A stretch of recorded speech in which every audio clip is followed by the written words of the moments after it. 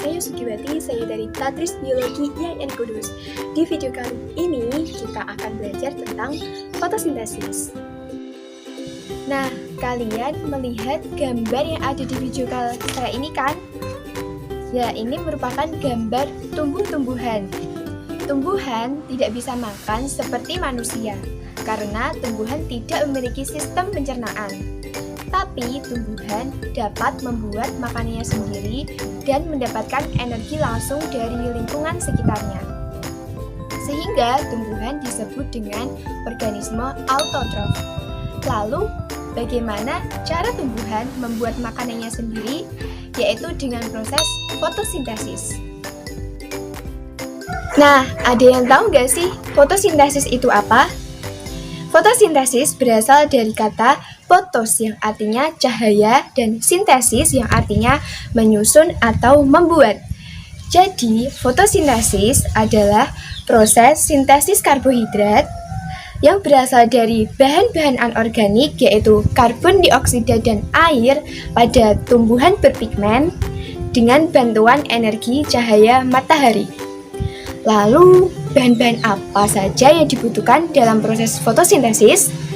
Yaitu yang pertama ada cahaya matahari, air, klorofil atau zat hijau daun, dan tentunya karbon dioksida. Nah, selain itu juga ada bagian-bagian tumbuhan yang berperan dalam proses fotosintesis. Yang pertama ada akar. Akar berfungsi untuk menyerap air yang mengandung unsur hara dan mineral dari dalam tanah. Yang kedua ada batang. Batang berfungsi untuk pengangkutan air dari akar ke daun. Nah, yang ketiga ada daun. Daun berfungsi sebagai tempat berlangsungnya fotosintesis.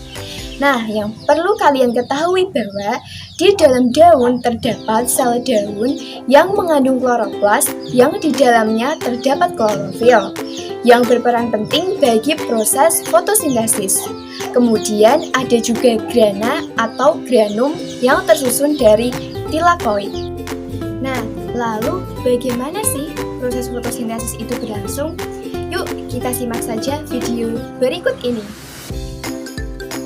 Mula-mula, akar menyerap air yang diperlukan tanaman untuk proses fotosintesis.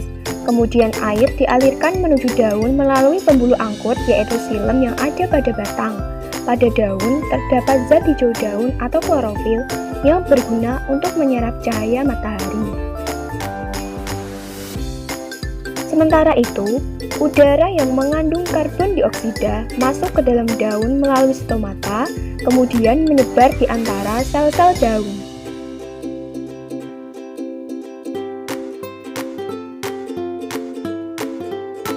Ketika sinar matahari jatuh ke permukaan daun dan klorofil menangkap energi dari cahaya tersebut. Selanjutnya, pada daun akan terjadi proses kimiawi, yaitu molekul hidrogen bergabung dengan molekul karbon dioksida membentuk glukosa dan oksigen. Hasil fotosintesis berupa oksigen akan dikeluarkan ke udara, sedangkan glukosa akan diedarkan ke seluruh bagian tumbuhan melalui pembuluh angkut yaitu floem. Rekan penjelasan video tadi, maka dapat diuraikan reaksi fotosintesis yaitu sebagai berikut. Di mana karbon dioksida dan air merupakan substrat dari reaksi fotosintesis. Dengan bantuan energi cahaya matahari dan juga klorofil akan menghasilkan glukosa atau karbohidrat dan juga oksigen. Fotosintesis juga dipengaruhi oleh beberapa faktor. Apa saja ya faktor-faktornya? Yang pertama ada intensitas cahaya. Laju fotosintesis dapat bekerja secara maksimum apabila ada banyak cahaya. Yang kedua ada konsentrasi karbon dioksida. Semakin banyak karbon dioksida di udara, makin banyak jumlah bahan yang dapat digunakan tumbuhan untuk proses fotosintesis. Yang ketiga ada suhu. Enzim-enzim dapat bekerja dalam fotosintesis pada suhu optimalnya. Umumnya, laju fotosintesis meningkat seiring dengan meningkatnya suhu hingga batas toleransi enzim, yaitu 5-35 derajat Celcius. Jika Jika suhu terlalu tinggi, maka akan merusak kerja enzim. Yang keempat adalah kadar air. Kekurangan air atau kekeringan dapat menyebabkan stomata menutup, sehingga menghambat penyerapan karbon dioksida, dan itu mengurangi laju fotosintesis. Yang kelima yaitu ada kadar fotosintan atau hasil fotosintesis. Jika kadar fotosintesis berkurang, laju fotosintesis akan naik. Dan yang terakhir yaitu ada tahap pertumbuhan. Tumbuhan yang baru tumbuh membutuhkan banyak energi daripada tumbuhan yang sudah dewasa. Nah, itulah tadi teman-teman proses fotosintesis pada tumbuhan.